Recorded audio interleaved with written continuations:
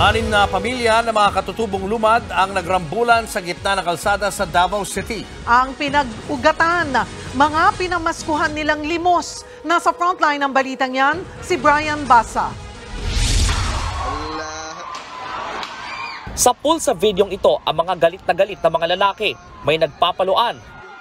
Ang ilan naghihilahan at nagsasapakan. Meron pa ngang napahiga sa kalsada habang binubugbog ng mga tao. Ito ang eksena ng Sabado ng gabi sa Agdao Flyover sa Davao City. Ang mga sangkot sa rambol, mga katutubong lumad. Maging ang kumukuha ng video, muntik na ring madamay. Maya-maya pa, dumating na ang mga otoridad para awatin sila.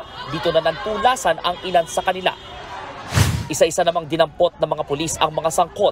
Kwento ng mga otoridad, nagsimula lang ito sa alitan ng dalawa na nauwi sa rambol ng 6 na pamilya. Ang pinag-ugatan, away sa pera na galing sa pinamaskuhang limos. May hiram itong isang lumad sa isang lumad na hindi nabayaran. Kaya nagkaalitan sila, din nagkarambulan kasi sumali yung iba na kasamahan.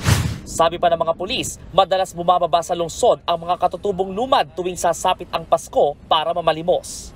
Sugatan ang karamihan sa nakipag-rumble pero nauwi sa arigluhan ang mga lider ng mga grupo. Sa tulong naman ng lokal na pamahalaan, inihatid ang mga sangkot sa rumble sa kanilang lugar gamit ang mga truck at van. Nagbabalita mula sa Frontline, Brian Basa, News 5. Mga kapatid, Julius Babaw po. Huwag maging huli at maging una sa lahat ng balitaan. Para sa tuloy-tuloy na talakayan sa Frontline, mag-follow at mag-subscribe sa social media pages ng News 5.